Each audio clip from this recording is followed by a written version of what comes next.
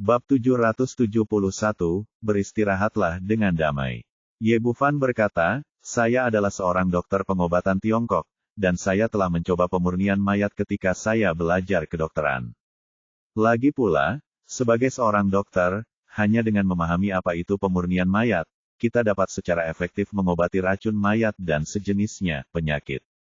Zuyu Guangji berkata, adik laki-laki saya memiliki keterampilan medis yang mendalam di usia yang begitu muda. Sungguh mengagumkan. Pak Tua, saya tidak tahu apa-apa tentang pemurnian mayat.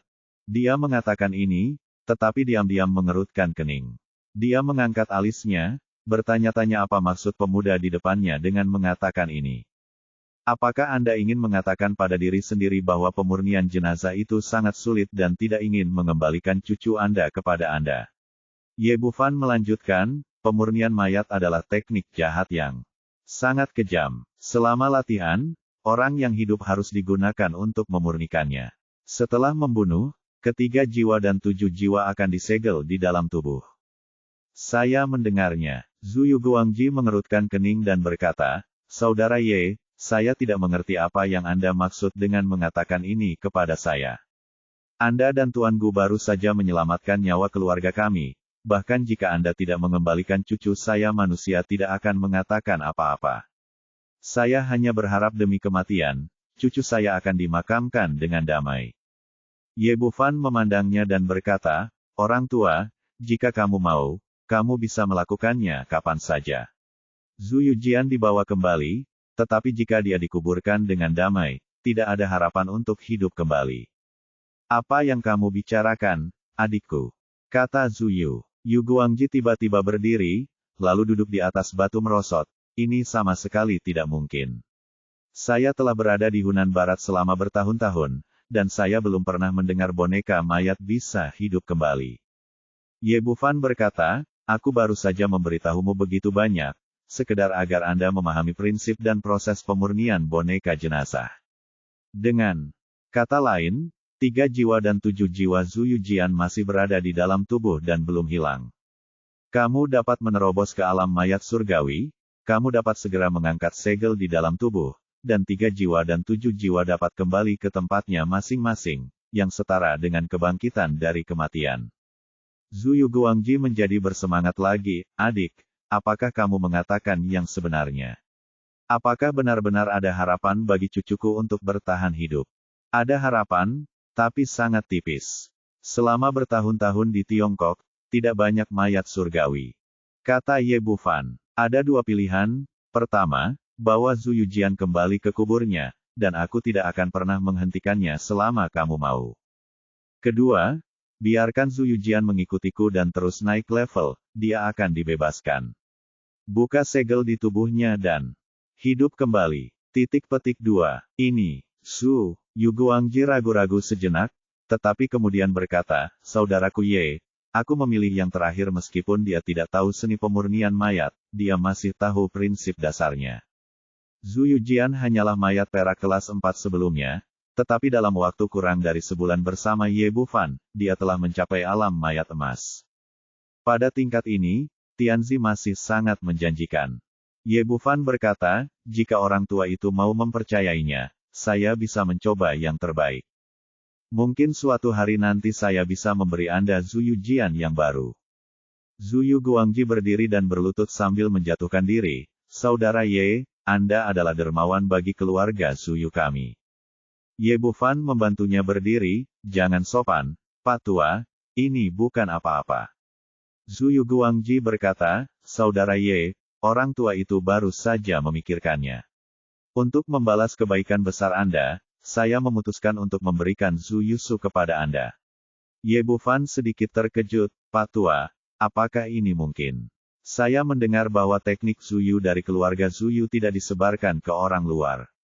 Selain ini, aku benar-benar tidak bisa memikirkan bagaimana membalas kebaikan saudara Ye. Petik 2. Zuyu Guangji berkata, dan saya dapat melihat bahwa adik laki-laki saya adalah seorang penyembuh murni. Saya berharap Anda dapat meneruskan keterampilan yang diturunkan kepada Anda, menyembuhkan penyakit dan menyelamatkan orang, dan sia-sia nenek moyang Anda menemukan keterampilan ajaib ini. Karena apa yang dia katakan itu benar, Ye Bufan dia tidak lagi menolak. Kalau begitu saya berterima kasih kepada orang tua itu. Zuyu Guangji berkata, sangat tidak nyaman di sini.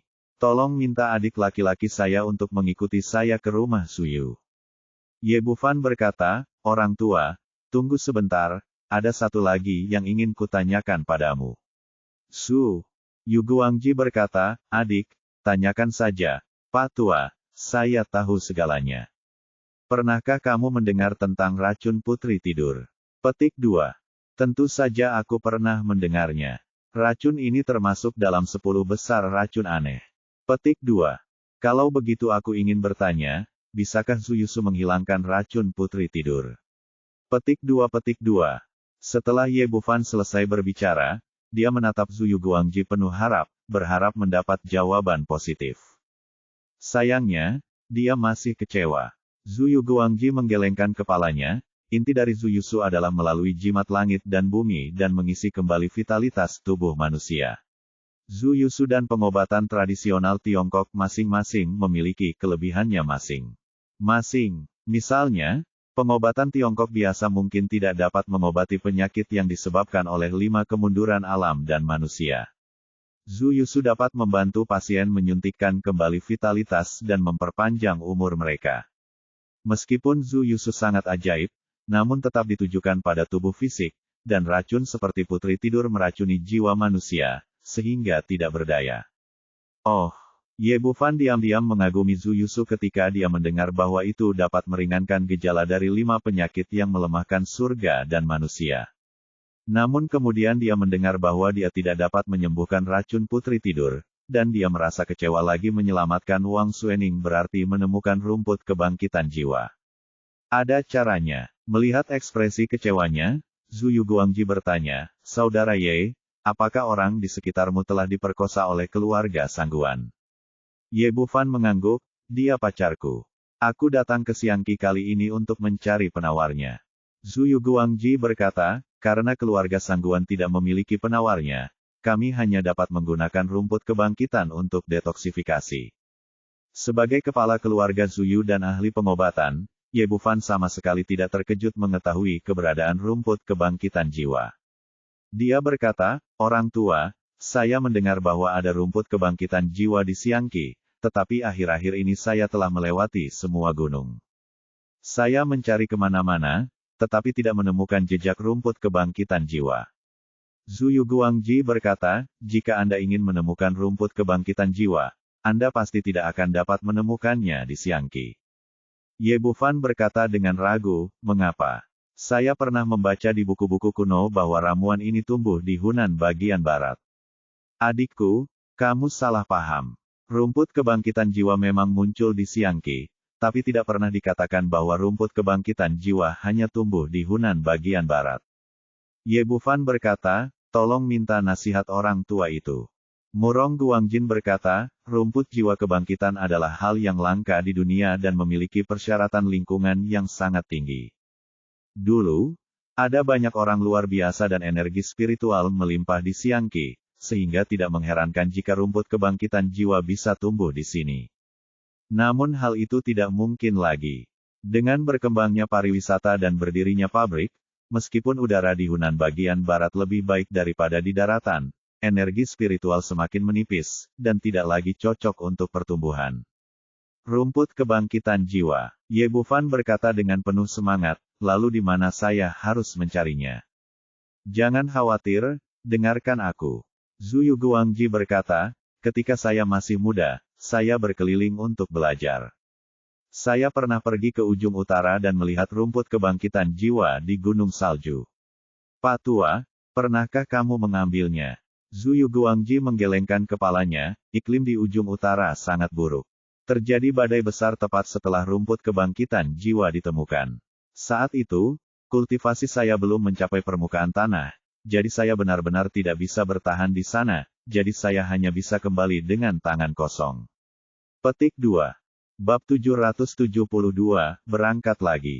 Ye Bufan berkata, orang tua, bisakah Anda menggambar saya sketsa lokasi rumput kebangkitan jiwa? Sudah terlalu lama, saya hanya memiliki beberapa ingatan yang samar-samar, saya khawatir itu tidak terlalu akurat, aku hanya bisa memberimu petunjuk. Ye Bufan berkata, lebih baik memiliki petunjuk. Lebih baik daripada berlarian sendirian. Tidak nyaman di sini. Yu Guangji selesai. Bufan mengundang Zhu Yu ke rumahnya. Sebagai dermawan besar bagi keluarga Zhu Yu, dia menerima kesopanan yang belum pernah terjadi sebelumnya dan keramah tamahan yang sangat hangat. Setelah makan malam, Zhu Yu Guangji mengatur satu kamar untuknya, dan kemudian kembali ke ruang kerjanya untuk menggambar. Memanfaatkan waktu ini, Ye Bufan mengeluarkan ponselnya dan menghubungi nomor Sima Wei, dan menceritakan secara singkat dan ringkas pengalamannya di Hunan Barat. Sima Wei berkata, saya tidak menyangka keluarga Sangguan bahkan tidak memiliki obat penawarnya. Sepertinya Anda harus pergi jauh ke utara. Kapan Anda akan pergi? Ye Bufan berkata, saya akan pergi, segera pergi. Saya akan memberikannya kepada Anda. Itu sebabnya saya menelepon. Mohon luangkan waktu untuk membantu saya mendapatkan dokumen untuk pergi ke luar negeri. Oke, saya akan meminta seseorang untuk melakukannya sekarang, dan saya akan mengirimkannya kepada Anda besok. Ada satu hal lagi, tolong bantu saya. Analisa, siapa orang yang menghasut keluarga Sangguan untuk menyerang saya? Ye Bufan menceritakan informasi yang diperoleh dari Sangguan Xiong, dan akhirnya berkata, satu-satunya hal yang bisa ditentukan sekarang adalah orang itu ada di ibu kota kekaisaran, dan tidak ada yang lain. Aku tahu. Sima Wei bertanya, berasal dari ibu kota kekaisaran. Berapa banyak musuh yang Anda miliki di ibu kota kekaisaran? Petik 2. Saya belum pernah ke ibu kota kekaisaran, dan saya kenal banyak orang. Bagaimana saya bisa memiliki musuh? Berkata, orang-orang di sekitar saya, termasuk satu-satunya orang yang pernah saya lihat yang dapat berhubungan dengan ibu kota kekaisaran adalah Anda, Situ Senior, Paviliun Xuanyuan, dan Changsun Dongju. Selain itu, saya tidak mengenal orang lain dari kekaisaran ibu kota. Sima Wei berkata, Anda sekarang adalah Direktur Proyek Senjata Surgawi. Instruktur, Tetua keempat Paviliun Xuanyuan, tidak ada seorang pun di Paviliun Xuanyuan yang berani melakukan sesuatu kepada Anda, dan jika seseorang melakukan sesuatu yang kecil, mereka akan melakukannya, pasti tidak bisa menyembunyikannya. Tak perlu dikatakan lagi, Senior Situ, kamu telah banyak membantunya, dan dia juga menghargaimu. Jia, tidak mungkin dia. Hal yang sama berlaku untuk Changsun Dongju, yang memiliki kesan baik dari kalian. Jika keluarga Changsun ingin menyerangmu, mereka cukup mengirim ahlinya. Tidak perlu pergi ke Xiangqi. Di mana lagi? Belum selesai? Silakan balik halamannya. Sima Wei lalu berteriak. Kamu tidak akan meragukanku, kan? Tentu saja kamu dan aku tidak akan meragukannya, tapi kamu Sima Wei, di mana keluarganya Sima? Nada suara Wei melembut, apa alasannya? Ye Bufan berkata, mungkinkah keluarga Simamu tidak ingin aku bersamamu? Kata Sima Wei tidak kalah dengan keluarga Changsun dalam hal apapun. Mereka berdua adalah keluarga terkemuka. Ada banyak ahli dalam keluarga. Jika aku ingin membunuhmu, aku tidak perlu bersusah payah. Kamu, mungkin anggota keluargamu. Mengingat perasaanmu, aku takut berbalik melawanmu, jadi aku diam-diam pergi ke Xiangqi, berharap bisa menyingkirkanku dengan bantuan keluarga Sangguan diperhatikan olehmu dan Paviliun Xuanyuan. Ini, Sima Wei ragu-ragu sejenak, secara teori hal ini mungkin. Tapi kemudian dia berkata, kamu bilang itu mungkin, tapi kemungkinannya kecil. Pertama, keluargaku tahu bahwa kita tidak menghabiskan banyak waktu bersama. Kedua, kamu adalah tetua keempat Paviliun Xuanyuan, dan kamu juga sangat istimewa di ibu kota kekaisaran. Jika keluarga tahu bahwa kita bersama, aku khawatir mereka tidak akan keberatan, dan tidak akan ada alasan untuk menyerangmu. Ye Bufan menepuk keningnya, siapa tahu, aku hanya bisa memikirkan tentang sejauh ini, mungkin ada hal tersembunyi lainnya. Mungkin ada orang. Sima Wei berkata, luangkan waktumu, mari kita selidiki bersama. Cepat atau lambat, masalah ini akan terungkap. Keduanya mengobrol beberapa kata lagi, menutup telepon, dan setelah beberapa saat, Guangji mendoakan yang terbaik untuk Yu Guangji, menggambar. Sketsanya masuk. Saudaraku Ye, Aku hanya memikirkan sebanyak ini. Kamu dapat menyimpannya untuk saat ini. Ini mungkin berguna bagimu. Kamu harus bersiap dengan baik ketika pergi ke Far North. Lingkungan di sana sangat keras sehingga bahkan para ahli pun tidak dapat bertahan. Ye Bufan mengambil sketsa itu dan menyimpannya dengan hati-hati. Orang tua, terima kasih di sini. Keesokan harinya, dia mempelajari Zuyusu dari Zuyu Guangji. Dengan warisan pengobatan kuno sebagai fondasinya, dia mempelajari segalanya dengan cepat. Hanya dalam setengah hari, dia pada dasarnya menguasai esensi Zuyusu. Berbeda dengan keterampilan medis yang dipelajari sebelumnya, Zuyusu lebih mengandalkan kekuatan langit dan bumi. Banyak orang mengatakan sebelumnya bahwa Zuyusu adalah ilmu sihir, tetapi Ye Bufan tidak berpikir demikian. Legenda mengatakan bahwa ada energi yang belum ditemukan di dunia ini, yang disebut energi gelap. Dia merasa bahwa apa yang dapat diperoleh Zuyusu melalui kekuatan mantranya adalah energi yang tidak diketahui ini, yang dapat digunakan untuk memulihkan vitalitas manusia. Bab ini belum selesai, silakan balik halamannya. Menjelang malam, Zuyusu telah sepenuhnya dikuasai, dan Sima Wei juga mengirim seseorang untuk mengantarkan dokumen dan tiket pesawat. Zuyu Guangji dan Guang Anlinda, yang datang setelah mendengar berita tersebut, mengirim Ye Bufan ke bandara. Setelah mengucapkan selamat tinggal kepada semua orang, dia masuk ke ruang tunggu VIP. Saat ini, ponsel di sakunya berdering. Itu adalah panggilan Sima Wei. Panggilan tersambung, dan orang di ujung sana berkata langsung, "Sayang, saya mengumpulkan informasi yang relevan tentang Far North hari ini. Berpikir untuk sampai ke sana, rute terbaik adalah terbang dari Tiongkok ke negara beruang es, tetapi yang terdekat Bandara Timur Jauh juga berjarak 10 mil dari utara jauh. Jaraknya lebih dari 1000 km. Dan transportasi ke sana tidak senyaman di Tiongkok. Tidak mudah untuk pergi dari timur jauh ke ujung utara Siberia. Setidaknya butuh banyak waktu untuk mencapai lapisan es Arktik. Masalahnya adalah menentukan arah. Seringkali ada siang atau malam kutub di tempat itu, dan medan magnet bumi bergejolak. Kompas tidak mudah digunakan, dan mudah tersesat di sana. Ye Bufan mengerutkan kening, tersesat memang menjadi masalah, meski tidak menjadi masalah. Terjebak di sana akan sangat mengurangi efisiensi menemukan rumput kebangkitan jiwa. Tapi dia tidak berbicara, karena Sima Wei mengambil inisiatif, dia mungkin menemukan solusi untuk dirinya sendiri. Benar saja, orang lain di telepon melanjutkan, Paviliun Suanyuan kami juga memiliki beberapa koneksi di negeri beruang es. Sarapova, asisten ajudan komandan wilayah militer Timur Jauh, adalah teman saya. Setelah Anda tiba di negeri jauh timur, Anda bisa menemuinya secara langsung dan memintanya membantu Anda membuat pengaturan. Sebuah helikopter terbang langsung ke ujung utara, yang akan sangat mengurangi waktu yang terbuang di jalan. Tapi iklim di sana sangat buruk, jadi kami hanya bisa terbang ke tepi, dan aku harus berjalan bersama Sa di pagi hari. Melalui panggilan telepon, Lapova dapat membantumu menemukan pemandu lokal terbaik dan membawamu langsung ke padang es Arktik di ujung utara. Terima kasih atas perhatian Anda. Jangan berterima kasih dulu, ada satu hal lagi yang perlu Anda lakukan.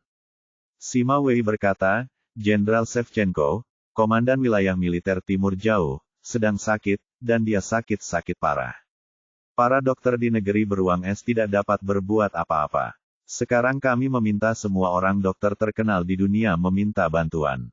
Sarapova berharap Paviliun Suanyuan kami dapat membantu menemukan dokter pengobatan Tiongkok yang hebat untuk merawat jenderal yang saya rekomendasikan Anda. Beberapa tahun yang lalu ketika saya pergi ke negara beruang es untuk sebuah misi, dan Jenderal Shevchenko memberi saya bantuan yang besar. Tolong, kali ini hanya bantuan untuknya. Dan dia adalah sosok yang kuat di seluruh Timur Jauh selama kamu bisa menyembuhkannya, perjalananmu ke Kutub Utara akan sangat lancar. Bab 773 Sarapova. Tidak masalah. Awalnya saya seorang dokter. Mengobati orang bukanlah apa-apa. Ye Bufan sangat percaya diri dengan keterampilan medisnya, apalagi sekarang dia telah mewarisi Zuyusu. Kalau begitu pergilah, tapi ingatlah bahwa negeri beruang es terkenal dengan wanita cantiknya. Jangan hanya menggoda gadis lain. Ye. Bufan memiliki garis hitam di kepalanya. Berkata, bagaimana menurutmu? Jika kamu tidak begitu berbelas kasihan, apakah perlu pergi ke ujung utara sekarang? Ye Bufan tidak bisa berkata-kata. Setelah menutup telepon dan naik pesawat, Ye Bufan mengeluarkan materi yang telah dia persiapkan sebelumnya dan mulai belajar bahasa negeri beruang es. Dengan kesadaran spiritual, kecepatan belajarnya sangat cepat, dan segalanya tidak pernah terlupakan. Lebih dari 10 jam kemudian, saat pesawat mendarat, dia telah sepenuhnya mempelajari bahasa negeri beruang es, dan pengucapannya persis sama seperti di rekaman, tanpa cacat apapun. Usai turun dari pesawat, Ye Bufan mengikuti kerumunan itu keluar bandara dan resmi menginjakkan kaki di tanah negeri beruang es. Secara umum, ketika orang menyebut negeri beruang es, mereka mempunyai dua kesan. Yang pertama adalah negara yang berperang, dan yang kedua adalah banyak keindahannya. Para wanita di negeri beruang es termasuk dalam ras Eropa, dengan kulit putih dan wajah cantik, yang sepenuhnya sejalan dengan konsep estetika Tiongkok tentang putih sebagai kecantikan. Ye Bufan berjalan keluar dari pintu keluar bandara dan matanya langsung tertarik pada seorang wanita jangkung. Meskipun ada banyak wanita cantik di sini, wanita ini bahkan lebih menarik perhatian. Dia tinggi dan memiliki rambut emas yang tergantung di bahunya seperti air terjun.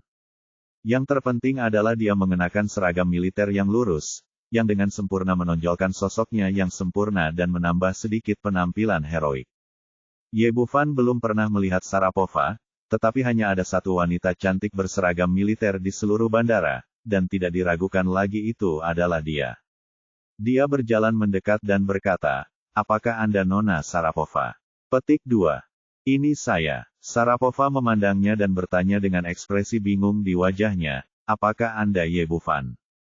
Meskipun Sima Wei memberitahunya sebelumnya bahwa orang-orang yang datang kali ini akan menjelajahi Far North. Tapi menurut saya, karena dia adalah seorang dokter pengobatan Tiongkok yang baik, usianya pasti 40 atau 50 tahun. Tanpa diduga, orang di depannya jauh lebih muda dari dirinya. Ye Bufan mengangguk, dan Sharapova bertanya lagi, apakah Anda yakin Anda adalah seorang praktisi pengobatan Tiongkok? Itu benar sekali. Ini, kilatan keraguan melintas di wajah Sharapova. Baiklah, sebagai pribadi, saya hanya berpikir saya telah ditipu.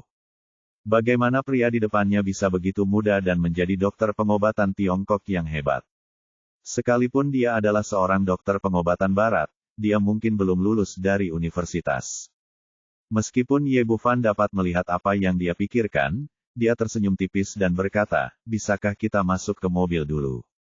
Oh, ya, Sharapova kembali sadar dan menyadari bahwa dia sedikit tidak sopan, jadi dia buru-buru membiarkan Ye Bufan naik jeep hijau militer di sebelahnya. Setelah masuk ke dalam mobil, dia keluar dari bandara.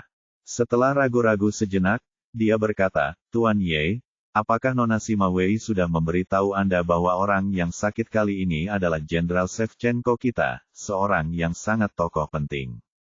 Ini bukan lelucon. Saya tahu. Melihat tatapan Ye Bufan yang tidak peduli, Sharapova bertanya lagi, apakah Anda benar-benar seorang praktisi pengobatan Tiongkok? Pantas saja dia gugup. Kali ini sang jenderal sedang sakit.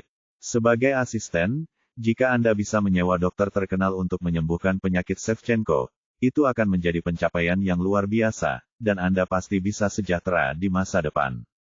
Tetapi jika dokter yang diundang tidak dapat diandalkan dan memperlakukan penyakit sang jenderal dengan buruk, atau dengan kata lain, membunuhnya, maka dia juga akan memikul tanggung jawab, dan hidupnya mungkin tidak mudah. Ye Bufan melirik petugas wanita cantik ini dan tahu bahwa dia harus membuktikannya. Bibi Anda yang datang ke sini 3 hari yang lalu. Ah, Tuan Ye, apa yang Anda bicarakan? Sharapova tidak siap secara mental dan terkejut dengan kata-katanya. Aku sedang berbicara tentang bibimu yang datang ke sini 3 hari yang lalu. Ye Bufan melanjutkan, karena jadwal hidupmu sehari-hari tidak teratur, kamu minum air dingin sepanjang tahun, dan kamu tidak memperhatikan untuk tetap hangat, jadi rasa dingin di tubuh yang terlalu berat. Terlalu banyak rasa dingin dapat menyebabkan jika seorang wanita memiliki rahim yang dingin, akibat langsungnya adalah kemandulan dan menstruasi yang tidak teratur. Tak perlu dikatakan, kemandulan tidak terlihat jelas karena Anda belum menikah atau bahkan punya pacar. Tetapi menstruasi yang tidak teratur telah mencapai tahap yang sangat serius. Kurang dari setengah bulan setelah menstruasi terakhir, hal itu terjadi lagi. Benarkan? Sharapova tertegun dan sangat terkejut. Kejutan itu membuatnya lupa bahwa dia memang demikian masih mengemudi. Siapa orang ini? Apakah dia iblis? Kenapa dia tahu privasinya dengan jelas? Bahkan ibunya pun tidak tahu detailnya. Ye Bufan mengangkat jarinya dan menunjuk ke depan, Miss Sharapova, harap mengemudi dengan hati-hati. Oh, Sharapova kembali sadar dan buru-buru memperbaiki arahnya, lalu menarik napas dalam-dalam untuk menenangkan suasana hatinya, dan lalu bertanya, Tuan Ye, bagaimana Anda tahu? Pengobatan tradisional Tiongkok memperhatikan penampilan, penciuman, pertanyaan, dan perasaan, jadi tentu saja bisa dilihat, perlu menyesuaikan kebiasaan hidup Anda dan minum air panas sebanyak mungkin, kurangi minum air dingin, dan tetap hangat di musim dingin. Sharapova berkata tidak yakin, tapi ini adalah kebiasaan kami orang-orang beruang es, bukan hanya saya, tetapi yang lain orang juga seperti ini. Kebiasaan belum tentu merupakan hal yang baik. Meskipun Anda terbiasa dengan cuaca dingin dan cara hidup seperti ini, hal itu tetap akan menyebabkan berbagai tingkat kerusakan pada tubuh. Anda negara terbesar di dunia, namun luas dan berpenduduk jarang. Angka kesuburan tidak pernah membaik. Terlepas dari berbagai penjelasan resmi, ada alasan lain yang sangat penting, yaitu perempuan di sini umumnya menderita pilek, yang bisa menyebabkannya kesulitan untuk hamil. Beberapa orang benar-benar menginginkannya. Beberapa orang tidak ingin punya bayi, dan beberapa ingin punya bayi tetapi tidak bisa hamil. Sharapova sedikit ragu-ragu dan bertanya lagi, Tuan Ya, bisakah Anda melihatnya ada masalah lain dengan saya? Seperti yang dikatakan Ye Bufan. Seperti halnya seorang wanita, menstruasi tidak teratur dan rahim dingin adalah gejala yang sangat umum, yang tidak memungkinkan dia untuk sepenuhnya mempercayai keterampilan medis orang di depannya. Ye Bufan menambahkan, karena Anda telah berolahraga sepanjang tahun, kebugaran fisik Anda secara umum baik, tetapi Anda memiliki alergi dan kulit Anda rentan terhadap alergi, terutama jika Anda terkena sinar matahari. Mudah menyebabkan kulit terbakar. Petik 2. Ya sayang, kamu sungguh menakjubkan, kamu bahkan bisa melihatnya. Petik 2. Sharapova benar-benar terpesona oleh keterampilan medis Ye Bufan. Jika mungkin untuk melihat menstruasi yang tidak teratur, pasti mungkin untuk melihat alergi kulitnya. Manifestasi kekuatan. Ya sayang, apakah penyakitku bisa disembuhkan? Yang mana yang kamu tanyakan? Sebelum dia sempat menjawab, Ye Bufan berkata lagi, sebenarnya tidak masalah. Apakah itu haid tidak teratur yang disebabkan oleh badan dingin, atau kamu, adalah semua alergi dapat diobati dengan pengobatan tradisional Tiongkok. Setelah mengatakan itu, dia mengambil ransel yang telah dia siapkan sementara, mengeluarkan pena dan kertas darinya, menulis 2 resep dan menyerahkannya. Bab 774, lebih banyak wanita dan lebih sedikit pria. Ye Bufan berkata, ini adalah 2 resep pengobatan Tiongkok. Yang pertama untuk mengobati flu pada tubuh Anda, dan yang lainnya untuk mengobati alergi Anda. Selama Anda meminumnya sesuai petunjuk, penyakit Anda akan sembuh dalam waktu setengah bulan. Petik 2. Benarkah? Bagus sekali. Sharapova memarkir mobilnya dan dengan penuh semangat mengambil kedua resep itu dan dengan hati-hati memasukkannya ke dalam tasnya. Bagus, aku akhirnya bisa pergi dan berjemur di bawah sinar matahari. Sayangku Ye, kamu akan menjadi temanku mulai sekarang. Terima kasih telah membantuku.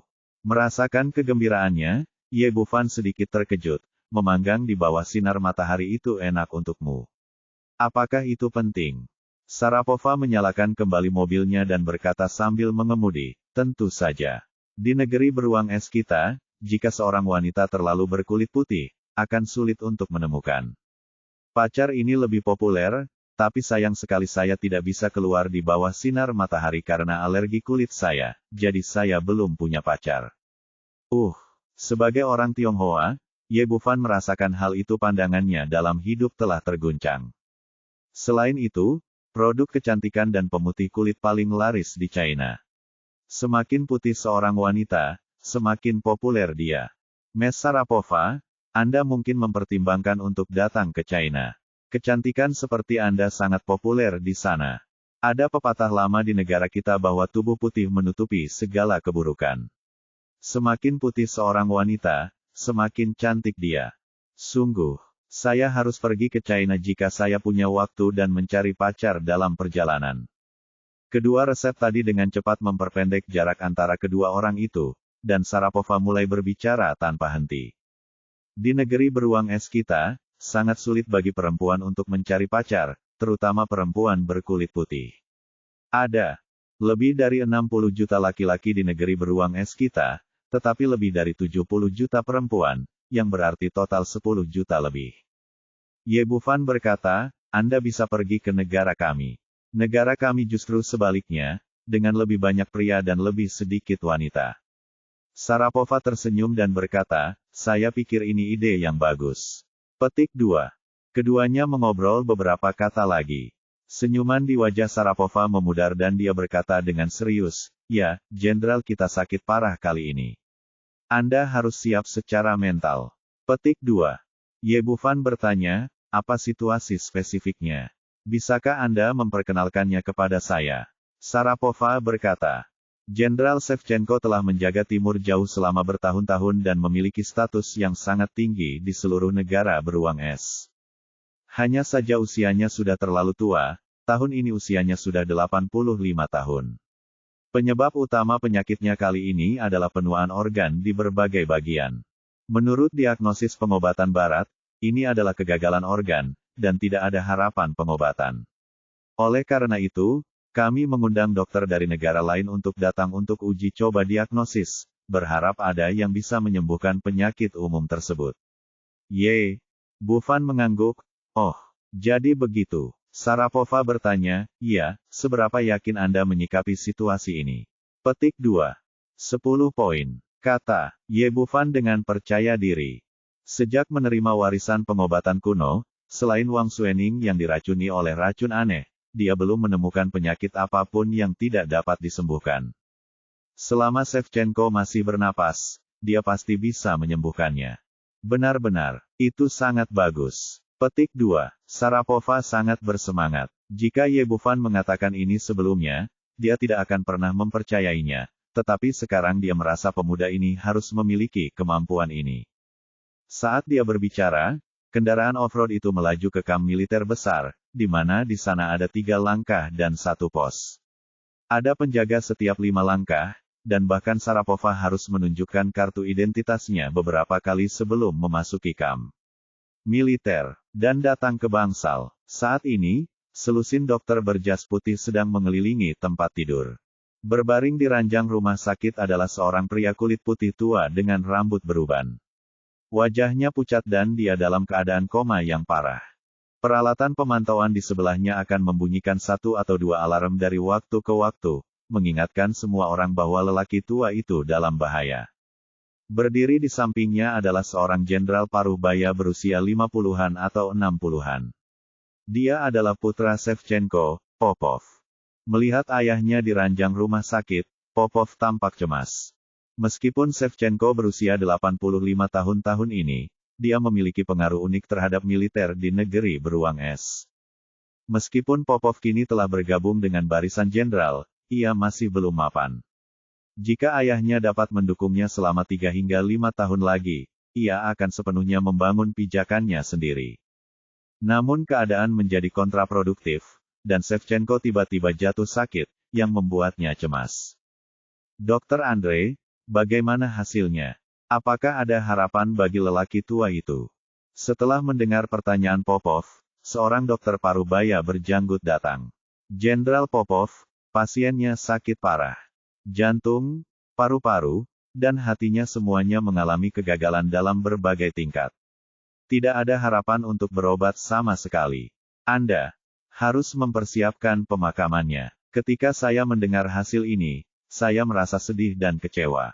Saat ini, 2 orang, Ye Bufan, masuk dari luar. Sharapova berkata, Jenderal Popov, Ini Dr. Ye Bufan yang saya undang dari Tiongkok. Keterampilan medisnya sangat bagus dan dia pasti bisa menyembuhkan penyakit sang jenderal. Popov memandang Ye Bufan dan berkata keterkejutan di wajahnya, dokter ini masih terlalu muda. Andre di sebelahnya tampak menghina dan memalingkan muka. Dia bahkan tidak tertarik untuk mengejek dokter muda seperti itu. Melihat apa yang dipikirkan Popov, Sarapova berkata, Jenderal, keterampilan medis dokter Ye sangat bagus, dan pengobatan Tiongkok juga sangat ajaib. Anda boleh membiarkan dia mencobanya. Popov ragu-ragu, mengingat apa yang baru saja dia katakan. Hasil yang diberikan Andre adalah jika dia mencoba, mungkin masih ada peluang 10.000. Jika dia tidak mencoba, ayahnya akan benar-benar pergi. Baiklah, Dr. Ye, mohon maaf. Popov berbicara dengan sangat dingin, tanpa menunjukkan antusiasme yang besar. Dia jelas tidak memiliki harapan yang tinggi. Dia sepenuhnya memperlakukan kuda mati sebagai dokter yang masih hidup. Ye Bufan tidak peduli tentang ini. Selama dia menyembuhkan Shevchenko, membalas budi Sima Wei, dan memintanya untuk membantunya pergi jauh ke utara, tidak peduli apa yang dipikirkan orang lain. Saat dia hendak pergi untuk merawat Shevchenko, tiba-tiba pintu terbuka lagi, dan seorang petugas muda masuk bersama seorang lelaki tua berambut putih dan berjanggut. Lelaki tua itu juga berwajah oriental. Meski tampak berusia 80 tahun, ia memiliki kulit kemerahan dan wajah kekanak-kanakan. Perwira muda itu mendatangi Popov dan berkata, Jenderal, ini Tuan Jin Yingkuan tua yang saya undang dari negeri Bangbang. Dia ahli pengobatan Korea dan memiliki pencapaian yang mendalam. Dia pasti bisa menyembuhkan penyakit jenderal tua itu. Popov melihatnya. Jin Yingkuan menatap Ye Bufan lagi. Jarak antara keduanya terlalu besar. Sebaliknya, Kim Yang Kwon yang berpakaian bagus lebih terlihat seperti seorang dokter terkenal. Sarapova berkata, Gabulov, saya telah mengundang Dr. Ye Bufan. Dia adalah seorang dokter pengobatan Tiongkok yang hebat dan pasti akan mampu menyembuhkan penyakit sang jenderal. Dia dan perwira muda Gabulov keduanya adalah ajudan Puchenko. Keduanya adalah orang kepercayaan dekat, tetapi mereka bersaing satu sama lain. Setelah dia selesai berbicara, sebelum Gabulov dapat melakukan serangan balik, Jin Yingkuan berbicara terlebih dahulu. Kamu bercanda, pengobatan Tiongkok hanya mencuri sedikit ilmu dari kami pengobatan Korea, bagaimana bisa menyembuhkan penyakit. Bab 775, aku sudah lama ingin menamparmu. Ekspresi Sarapova berubah. Dia memelototinya dan berkata, apa maksudmu dengan itu? Dia hanya seorang petugas wanita, jadi wajar saja dia tidak mengetahui sifat-sifat urin orang Bangbang. Ye Bufan mengerutkan kening saat mendengar ini. Baru beberapa tahun yang lalu pengobatan Korea berganti nama. Dulunya adalah pengobatan tradisional Tiongkok dari sekolah distrik Huaxia. Ini didasarkan pada ringkasan materia medica, risalah tentang penyakit demam dan lain-lain, Huang di Neijing, dan karya hebat pengobatan tradisional Tiongkok lainnya. Alhasil, hanya beberapa hari setelah saya mempelajarinya, saya berbalik dan mengatakan bahwa pengobatan Tiongkok berasal dari pengobatan Korea, bahkan menambahkan kata, mencuri. Jin Yingkuan meletakkan tangannya di belakang punggungnya dan penuh momentum. Dia tahu betul apa itu pengobatan Tiongkok dan pengobatan Korea. Jika orang yang berdiri di depannya adalah ahli pengobatan Tiongkok nasional, dia pasti tidak akan berani berbicara begitu dengan bebas. Tapi ini hanyalah bayi berusia 20 tahun di hadapannya. Bahkan jika dia dilahirkan untuk belajar pengobatan Tiongkok, seberapa banyak yang akan dia pelajari. Karena itu, dia memiliki kepercayaan diri untuk berbicara lantang. Jenderal Popov, jenderal wanita ini, Anda mungkin belum tahu bahwa pengobatan tradisional Tiongkok di Tiongkok aslinya adalah pengobatan Korea dari negara Bangbang kita. Sayangnya mereka hanya mempelajari ilmu yang dangkal dan tidak memiliki banyak hal yang bermanfaat, jadi jangan khawatir. Jangan biarkan dia memperlakukan jenderal tua itu, jika tidak maka akan menyebabkan kesalahan besar. Popov dan Sarapova tidak memahami situasinya. Setelah mendengar apa yang dia katakan, tidak ada yang mengatakan apapun dan memusatkan perhatian mereka pada Ye Bufan. Jin Yingkuan memiliki ekspresi bangga di wajahnya. Hal semacam ini tidak dapat dijelaskan dengan jelas di Tiongkok, apalagi di negara beruang es, yang tidak memahami situasinya sama sekali berdebat dan hanya bisa diinjak-injak sampai mati sendirian. Tapi sebelum senyuman di wajahnya mekar sepenuhnya, tiba-tiba terdengar suara benturan, dan sebuah mulut besar menamparkan wajahnya, menariknya keluar 7 atau 8 meter, dan membentur dinding di sebelahnya dengan keras. Orang yang mengambil tindakan secara alami adalah Ye Bufan, tetapi kecepatan tindakannya sangat cepat sehingga banyak orang bahkan tidak melihat gerakannya dengan jelas. Dia mengambil tisu dan menyekat tangannya, memandang Jin Yingquan yang terbaring di tanah dan berkata, "Sejujurnya, untuk orang sepertimu yang selalu mengambil barang orang lain, aku sudah lama ingin menamparmu, tapi hari ini aku akhirnya mendapatkan keinginanku." Semua orang di ruangan itu terkejut. Tidak ada yang menyangka bahwa dokter kecil ini memiliki temperamen yang begitu panas dan akan memukul orang kapanpun dia memintanya. Sharapova bahkan lebih seperti ini, dia mengobrol dan tertawa dengan Ye Bufan sepanjang jalan. Dia mengira dia adalah seorang sarjana yang lemah, tapi dia tidak berharap menjadi begitu kuat. Gabulov sangat kesal. Jin Yingquan adalah orang yang dia undang. Tamparan ini hampir setara dengan tamparan di wajahnya. Bab ini belum selesai, silakan balik halamannya. Dia mengulurkan tangan dan mengeluarkan pistol dari pinggangnya, mengarahkannya ke kepala Ye Bufan. Namun sebelum dia bisa mengangkat tangannya sepenuhnya, pistol sudah ada di tangan orang lain. Ye Bufan berkata dengan dingin, "Saya memiliki temperamen yang buruk. Saya tidak suka ditodong dengan pistol. Saya tidak akan melakukannya lagi." Setelah mengatakan itu, dia menggosok kedua tangannya, dan pistol itu terbuat dari baja halus berubah menjadi bola besi. Bang lemparkan ke tanah dengan suara. Ekspresi Popov berubah drastis dan dia akan marah, ketika Sharapova membisikkan beberapa kata di telinganya. Ketika dia mendengar bahwa pihak lain berasal dari paviliun Huaxia Suanyuan dan telah bekerja sama dengannya beberapa kali, ekspresinya sedikit melembut. "Tuan Ye, ini bangsal ayahku. Mohon tunjukkan rasa hormat." Ye Bufan juga tahu bahwa dia datang ke negeri beruang es untuk mewakili paviliun Suanyuan, dan tentu saja dia tidak ingin menimbulkan masalah. Dia tersenyum sedikit, "Maaf, Jenderal Popov, tapi mulut orang ini terlalu kejam. Saya tidak bisa menahannya untuk sementara waktu." Jin Yingquan bangkit dari tanah, dia masih merasa sedikit tidak senang dan menunjuk. Ye Bufan berteriak, "Wah, apa gunanya kekerasan? Jika kamu memiliki kemampuan untuk bersaing dengan saya dalam keterampilan medis, kamu tidak layak.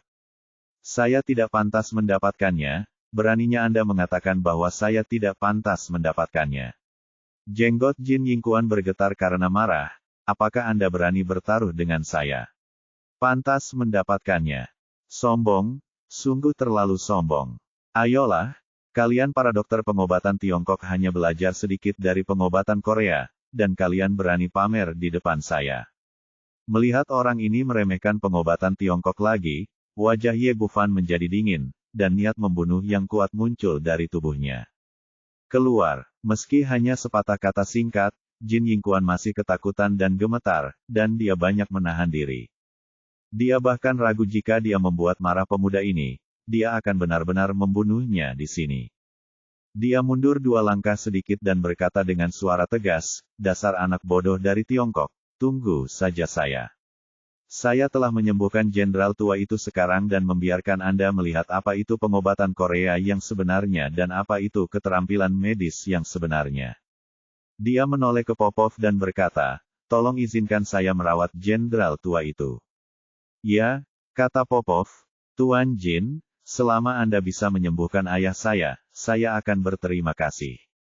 Sharapova ingin mengatakan sesuatu yang lain, tapi Ye Bufan diam-diam menariknya kembali dan memberi isyarat padanya untuk berdiri di samping dan menonton. "Walaupun bab ini belum selesai, silakan balik halamannya." Dia belum mendiagnosis denyut nadinya, namun dia sudah melihat dengan jelas kondisi Shevchenko sama sekali. Yang harus dia lakukan hanyalah menonton pertunjukan dan melihatnya menjadi malu. Jin Yingquan tidak memiliki kemampuan Ye Bufan, dia harus memeriksa denyut nadinya untuk mengetahui kondisi pasien. Duduk di samping tempat tidur, dia mulai memeriksa denyut nadi Shevchenko. Seiring berjalannya waktu, raut wajahnya menjadi semakin jelek. 5 atau 6 menit penuh berlalu, dan bahkan ada sedikit keringat di dahinya. Popov berkata dengan penuh semangat, Tuan Jin, bagaimana kondisi ayah saya? Apakah masih ada harapan? Ini, Jin Yingquan menarik tangan kanannya untuk mendiagnosis denyut nadinya, tampak malu. Meskipun dia sombong, dia memiliki beberapa kemampuan yang nyata. Dengan pencapaian medisnya, tidak mungkin dia bisa menyembuhkan penyakit Shevchenko. Dia menjilat bibirnya yang kering dan berkata dengan genit, maaf, Jenderal Popov. Kondisi jenderal tua itu terlalu serius dan telah mencapai kondisi kemunduran. Bahkan dewa dan makhluk abadi tidak dapat pulih dari kondisi ini. Sebaiknya Anda bersiap untuk itu, pemakaman. Setelah mendengar apa yang dia katakan, harapan di mata Popov hancur, dan ekspresinya langsung menjadi jelek. Sarapova diam-diam merasa lega mendengar lelaki tua itu tidak dapat menyembuhkan Shevchenko. Dia melirik ke arah Gablov dan berkata dengan sinis, Tuan Jin, bukankah Anda terus-menerus mengatakan bahwa Anda akan mampu menyembuhkan jenderal tua itu? Bukankah Anda ingin semua orang melihat apa itu pengobatan Korea? Bukankah Anda menginginkan kami untuk membuka mata kita? Apakah Anda melihat apa itu keterampilan medis yang sebenarnya? Mengapa saya tidak bisa menyembuhkannya sekarang? Apakah dokter Korea yang Anda panggil hanya pandai menyombongkan diri? Tidak peduli seberapa tebal kulit Jin Yingquan, dia tidak tahan dengan ejekan seperti itu. Wajah tua itu langsung berubah warna menjadi hati babi, menjadi merah seolah-olah akan berdarah. Dihadapkan pada tatapan mata Popov yang tidak ramah, dia buru-buru berkata, Anda benar-benar tidak bisa menyalahkan saya untuk ini. Bukan karena dokter Korea tidak kompeten, tapi kondisi jenderal tua itu terlalu serius. Bukan hanya saya yakin orang lain juga tidak berdaya. Petik 2. Mulut Ye Bufan ada sentuhan sarkasme, dokter Koreamu yang tidak kompeten, tolong jangan hitung orang lain di dalamnya, oke? Mendengar kata-katanya, Jin Yingquan sepertinya segera menemukan jalan keluarnya. Nak, apa tahukah? Kami para dokter Korea tidak kompeten, mengapa kalian bisakah pengobatan Tiongkok menyembuhkan penyakit jenderal tua itu? Bab 776 bertaruh pada kehidupan. Ye Bufan berkata dengan tenang, kamu benar, aku memang bisa menyembuhkan penyakit ini. Arogansi, lelucon, pembicaraan yang tidak tahu malu, omong kosong. Jin Yingquan menggunakan hampir semua kata-kata menghina yang bisa dia gunakan, dan kemudian berkata, anak bodoh, Anda tidak mengetahui keterampilan medis sama sekali. Tahukah Anda, apa itu 5 kemerosotan surga dan manusia? Jenderal tua itu berada dalam kondisi 5 kemerosotan surga dan manusia. Bagaimana pengobatan Tiongkok bisa menyembuhkannya? Kamu tidak percaya, kan? Ye Bufan berkata, bukankah kamu hanya ingin bertaruh denganku? Memberimu kesempatan. Oke. Jin Yingquan sepertinya telah menemukan kesempatan untuk membuktikan bahwa dia tidak kompeten, dan segera melompat dan berteriak, katakan padaku, apa yang kamu pertaruhkan? Bertaruh pada hidupmu. Jika saya menyembuhkan penyakit jenderal tua itu, saya akan mati. Jika saya tidak dapat menyembuhkan penyakit jenderal tua itu, saya akan mati. Ini, Jin Yingquan ketakutan. Saya terkejut, tetapi saya tidak melakukannya. Berharap pemuda ini akan begitu kejam dan mempertaruhkan nyawanya ketika dia muncul. Tetapi memikirkan diagnosis yang baru saja dia buat, dan pemikiran bahwa Shevchenko telah mencapai kondisi kemunduran, dia masih berkata tanpa ragu. Ragu, taruhan saja. Karena kamu mencari kematian, kamu tidak dapat menyalahkan orang lain. Untuk melihat suami Bobo, Jenderal, tolong jadilah saksi bagi kami. Oke. Saya akan menjadi notaris. Popov pada awalnya tidak optimis tentang Ye Bufan, tetapi sekarang melihat bahwa dia begitu yakin sehingga dia bahkan mempertaruhkan miliknya hidup saya sendiri di atasnya. Begitu sampai di sana, saya merasakan secercah harapan atas penyakit ayah saya. Andre telah memperhatikan dari samping, dan ketika dia melihat Ye Bufan bertaruh dengan nyawanya sendiri, dia tidak bisa menahan diri untuk tidak mengerutkan bibirnya secara diam-diam, berpikir bahwa pria Tionghoa ini adalah orang gila. Meskipun dia tidak memahami 5 kemunduran langit dan manusia, setelah pengujian dengan instrumen canggih, fungsi fisiologis Jenderal Shevchenko sangat menurun, dan organ dalamnya sudah dalam keadaan rusak lebih baik. Ye Bufan mengabaikan penampilan orang lain, berjalan ke ranjang rumah sakit, mengeluarkan jarum emas Feihe dari sakunya, dan mulai menggunakan 9 jarum pemulihan jiwa, memasukkan jarum emas ke lebih dari selusin titik akupuntur di tubuh Shevchenko. Melihat teknik akupunkturnya, ekspresi Jin Yingquan tiba-tiba berubah. Meskipun orang ini memiliki beberapa masalah dengan karakternya, dia memiliki beberapa pencapaian dalam keterampilan medis, dan dia segera mengenali teknik akupunkturnya. Apakah ini 9 jarum yang mengembalikan jiwa? Kamu sebenarnya tahu 9 jarum yang mengembalikan jiwa? Dia pernah melihat catatan 9 jarum yang mengembalikan jiwa dalam sebuah buku kuno yang diturunkan dari Tiongkok. Tekniknya sangat canggih, dan dia membutuhkan keberuntungan untuk menggerakkan jarumnya, dan dia hanya bisa menantikannya dan menghela nafas. Namun saya tidak pernah menyangka bahwa teknik akupuntur legendaris yang dapat menjangkau para dewa dapat digunakan di tangan pemuda di depan saya, dan teknik tersebut sangat mahir sehingga jelas telah mencapai tingkat yang sangat mahir.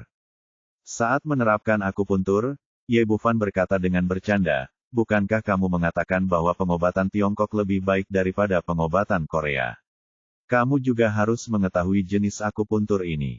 Aku tidak peduli seberapa tebal kulit Jin Yingquan, dia malu untuk mengatakan bahwa dia akan kembali.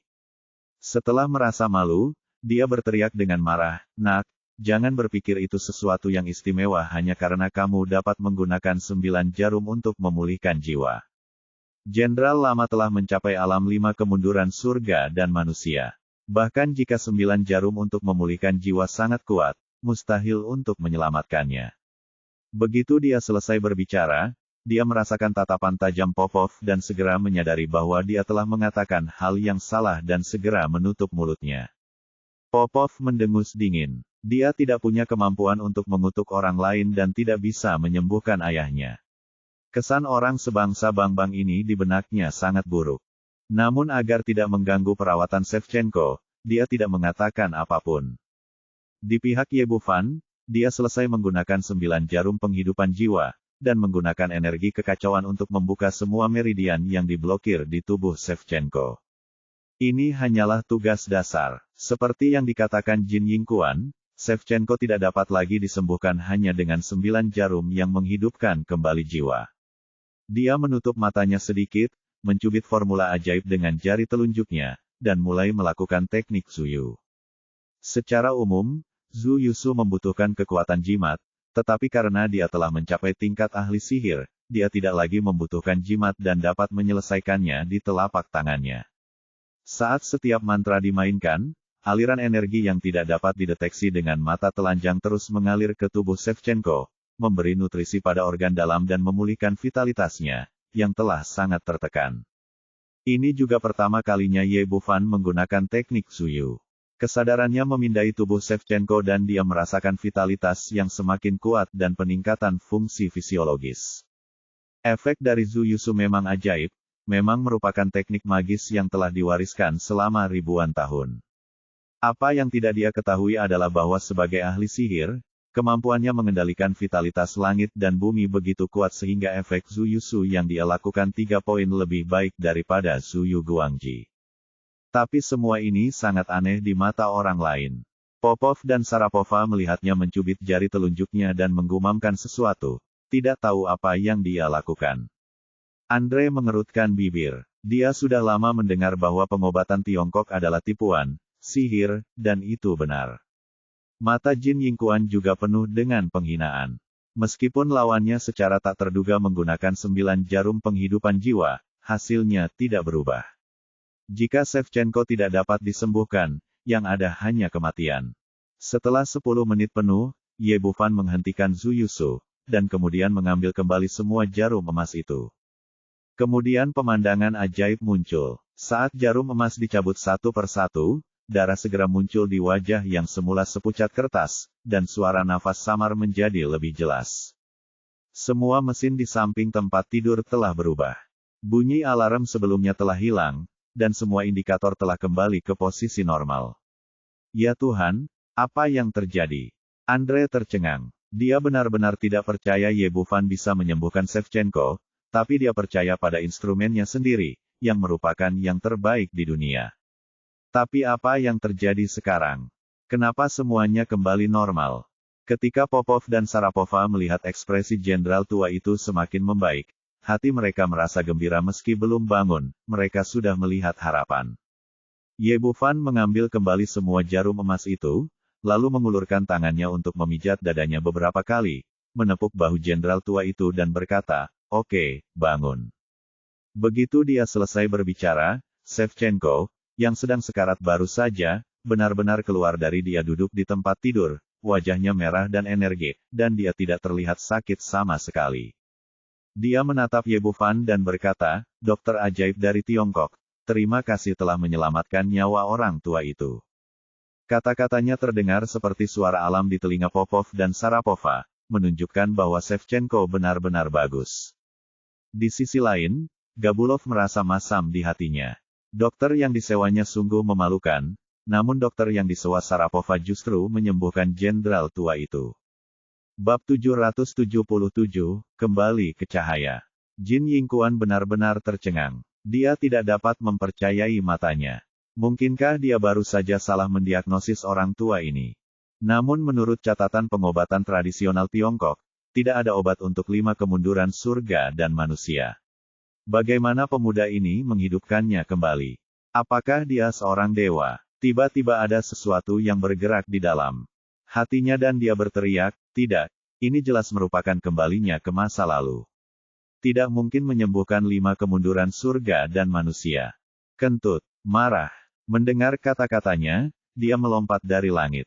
Dia melompat dari tempat tidur dan menamparkan wajahnya dengan mulut besar, "Brengsek, menurutmu aku ini pria yang sudah sadar?" "Aku." Jin Yingquan ditampar keras oleh tamparan itu, dan wajahnya menjadi lebih terkejut. Tanda tamparan yang sangat besar, sepertinya tidak ditampar oleh seseorang yang telah kembali ke cahaya. Andre juga tidak percaya dengan apa yang dilihatnya. Dia melangkah maju dan berkata, "Jenderal tua, bagaimana kalau kita melakukan pemeriksaan fisik lagi?" Shevchenko berkata, "Tidak perlu. Saya percaya pada keterampilan medis dari dokter ajaib kecil itu." Petik 2. Ye Bufan tersenyum tipis, tidak ada salahnya untuk memeriksanya.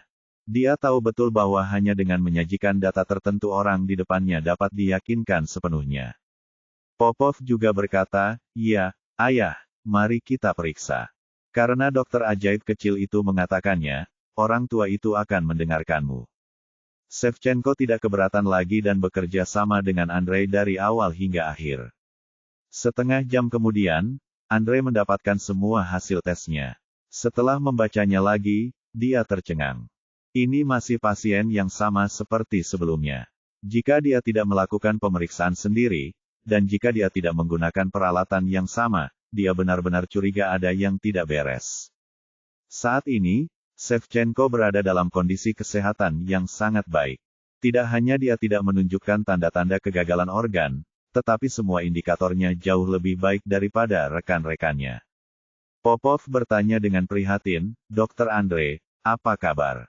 Andre membuat tanda salib di dadanya, lalu berkata dengan tidak percaya, "Ya Tuhan, sungguh menakjubkan, saya hanya bisa mengatakan bahwa ini adalah keajaiban." Popov sangat gembira dan memandang Ye Bufan dan berkata, "Dokter Ye, apakah penyakit ayah saya benar-benar sembuh?"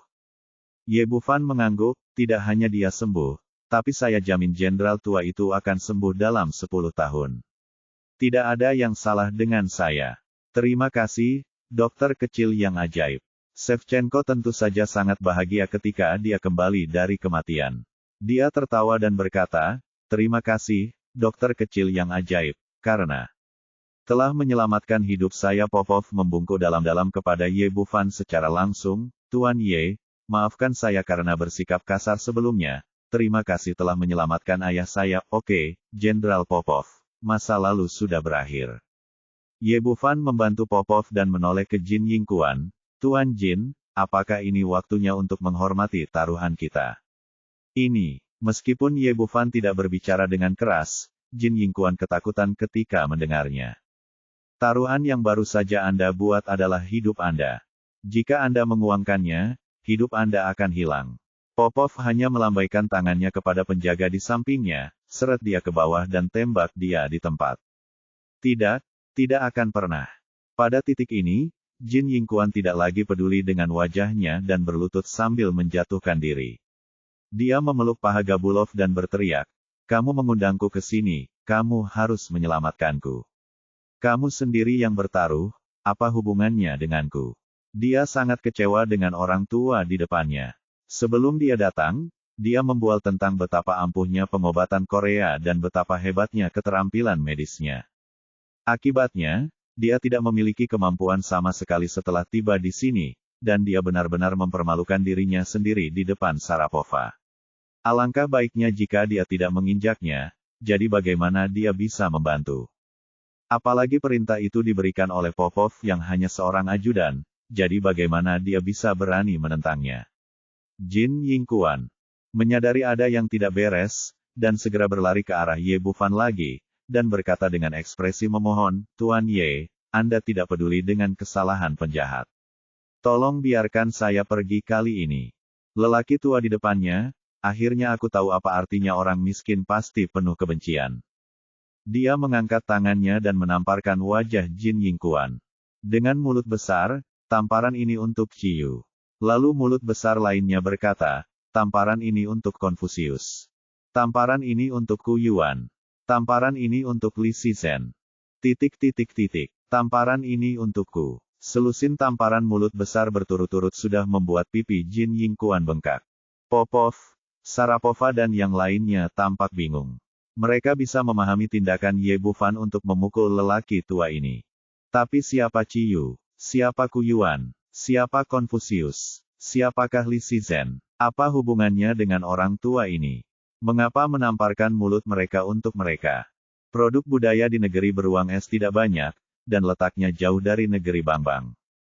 Tentu saja, saya tidak tahu orang-orang di negeri Bangbang ingin buang air kecil apa ketika melihat sesuatu, dan saya tidak mengerti di mana kemarahan Ye Bufan datang dari. Jin Yingquan berlutut di tanah. Meskipun dia dipukuli, dia sangat senang. Karena Ye Bufan melakukannya padanya, mungkin nyawanya bisa diselamatkan. Meskipun dia sudah hidup lama, orang-orang seperti ini, dan menjelang akhir, mereka menjadi lebih takut mati. Setelah pemukulan, Ye Bufan menendangnya ke tanah, "Jelaskan dengan jelas masalah pengobatan Tiongkok dan pengobatan Korea, dan Anda dapat menyelamatkan hidup Anda." Melihat masih ada harapan, Jin Yingquan berkata dengan cepat, "Saya berjanji untuk menjelaskannya.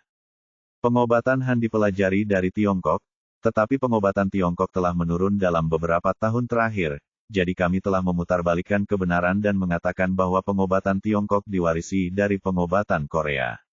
Faktanya, itu semua tidak masuk akal di pihak kami." Petik 2. Ye Bufan berkata, "Kata-kata ini baru saja dipublikasikan di media terkenal dunia untuk meminta maaf kepada praktisi pengobatan Tiongkok." Ini, Jin Yingquan ragu-ragu. Jika dia benar-benar melakukan ini, dia mungkin tidak lagi memiliki pijakan di negara Bangbang. Ekspresi Ye Bufan berubah. "Apa? Apakah Anda tidak bersedia?" Jin Yingquan berteriak dengan cepat, "Ya, saya akan segera melakukan apa yang Anda minta." Popov berkata, "Dr. Ye, karena saya seorang notaris, biarkan saya yang menangani ini masalah. Jika orang tua ini melakukannya dengan baik, saya akan mengampuni nyawanya. Jika dia tidak melakukannya dengan baik, pergilah ke Siberia dan beri makan serigala." Ye Bufan berkata, "Itu saja, Jenderal." Shevchenko berkata, "Dr. Ye, Anda adalah dermawan terbesar keluarga kami sekarang. Urusan Anda adalah urusan kami, tidak perlu bersikap sopan kepada kami." Ye Bufan mengangguk, dan Popov langsung menelepon. Dia melewati dua penjaga dan menyeret Jin Yingquan ke bawah. Setelah masalah diselesaikan, dia berkata kepada Shevchenko, "Jenderal tua, ada satu hal lagi yang ingin saya ganggu Anda." "Tuan Ye, Anda sudah mengucapkan selamat datang. Urusan Anda adalah urusan saya. Hanya katakan saja, tidak ada yang tidak bisa saya lakukan di timur jauh." Ye Bufan berkata, "Saya akan pergi ke ujung utara dan ingin meminta bantuan Jenderal lama."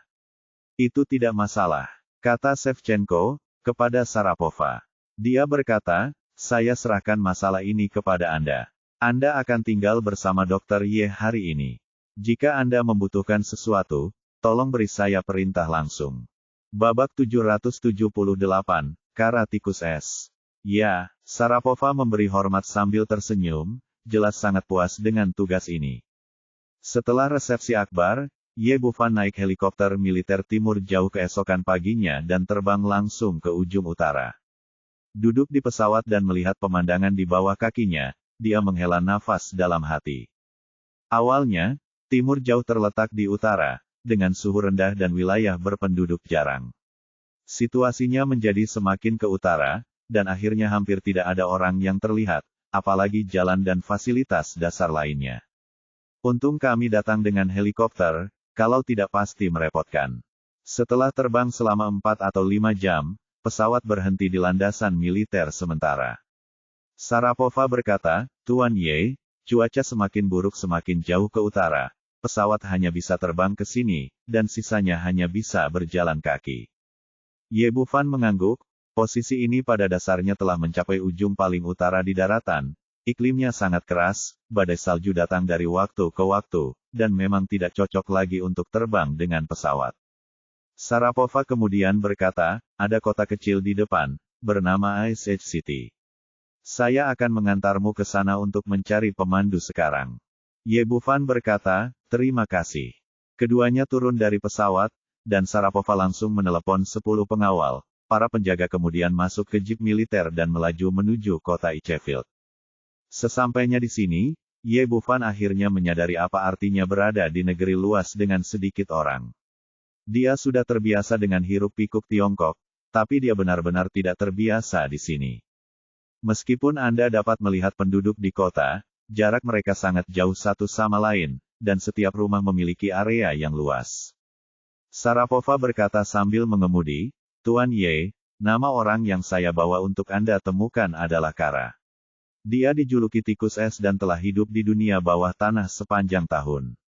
Dia tidak memiliki keterampilan lain, kecuali kemampuannya untuk mengidentifikasi arah tidak ada bandingannya. Dia sering membawa orang masuk dan keluar dari Far North.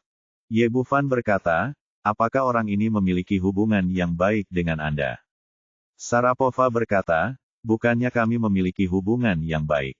Dia ditangkap oleh militer kita karena insiden khusus. Belakangan, ada beberapa kerja sama. Petik 2. Di halaman besar di pinggiran kota Bingyuan, seorang pria parubaya yang sangat jorok sedang duduk di sofa usang.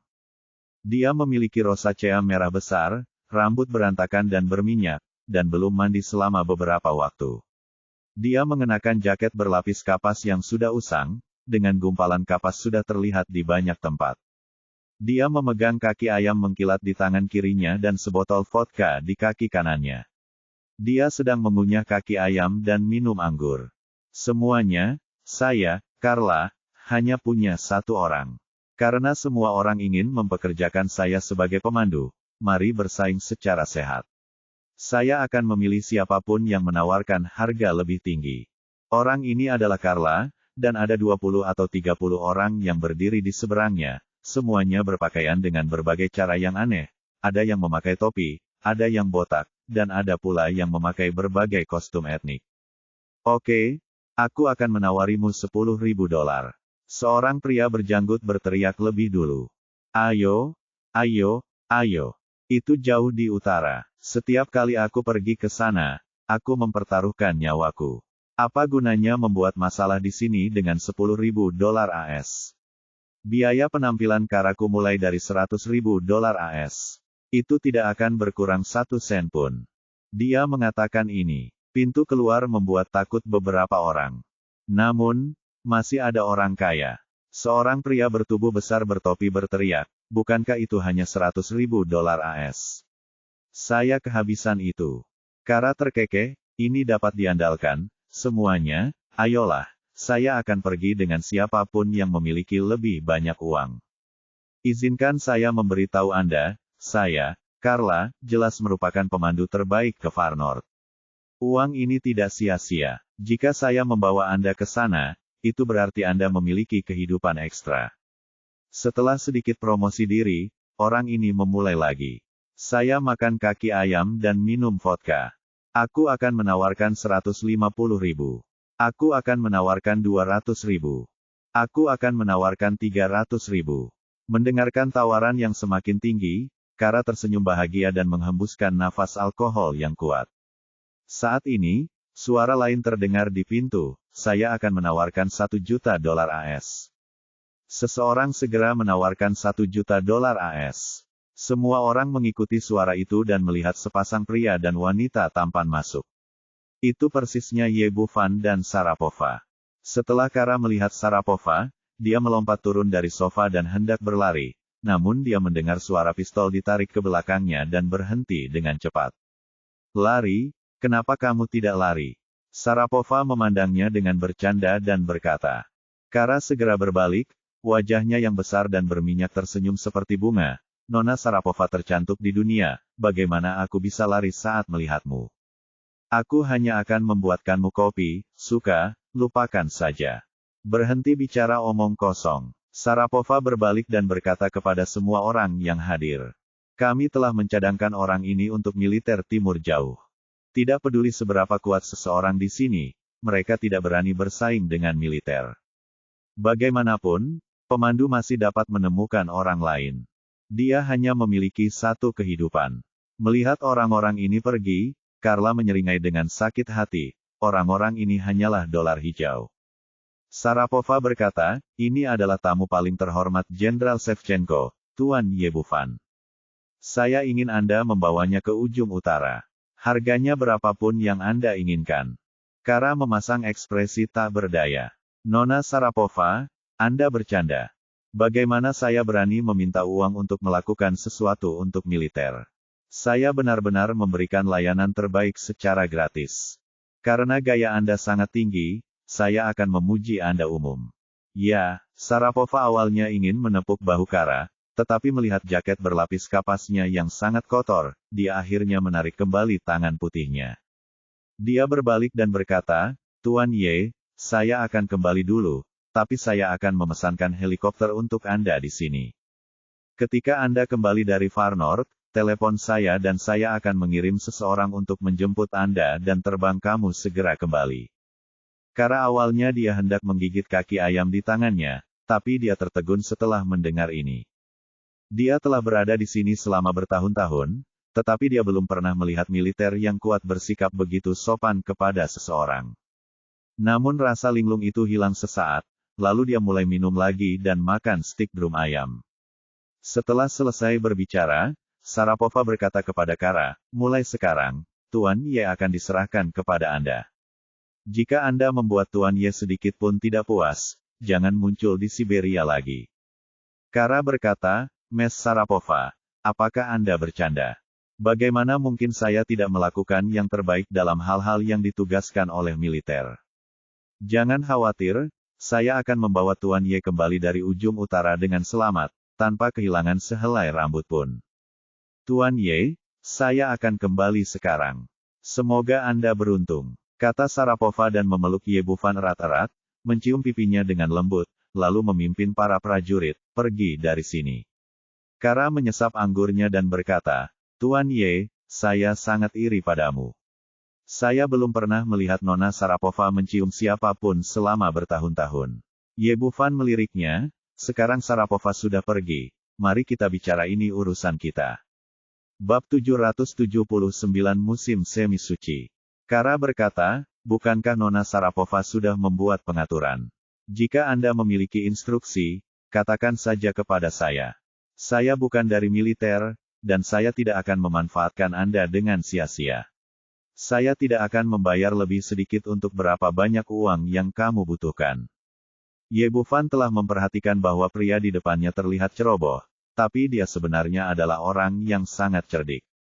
Yang paling penting dari kekurangannya adalah uang, dan dia bukanlah orang yang pelit, jadi tentu saja dia tidak akan membenci pemandu karena masalah uang. Dalam hal ini, saya tidak akan sopan, tapi tolong jangan beritahu Nona Sharapova. Ye Bufan berkata, jangan khawatir, selama Anda melakukan yang terbaik untuk saya tidak akan pernah memperlakukan Anda dengan buruk. Tuan Ye, Anda adalah orang yang sangat murah hati.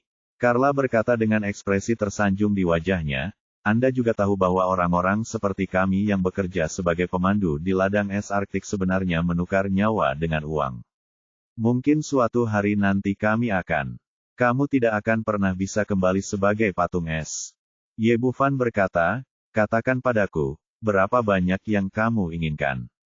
Karaksi berkata sambil tersenyum, tidak akan terlalu banyak, hanya harga yang kamu bayarkan, hanya berkata.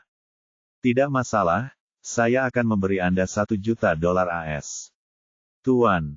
Ye, terima kasih. Kara berkata, sesuai aturan kami, Anda perlu membayar deposit sebesar $500.000 AS terlebih dahulu. Ya, tolong jangan terlalu banyak berpikir. Arti lainnya adalah tidak ada sinyal ponsel lebih jauh ke utara, jadi lebih nyaman di sini. Setelah ragu-ragu sejenak, Ye Bufan mengerti apa yang dia maksud. Bagaimanapun, ini adalah sebuah petualangan di padang es Arktik, dan ada banyak hal. Jika Anda pergi, Anda mungkin tidak dapat kembali. Jika Anda tidak mengambil deposit terlebih dahulu, Anda mungkin tidak menerima 1 sen pun.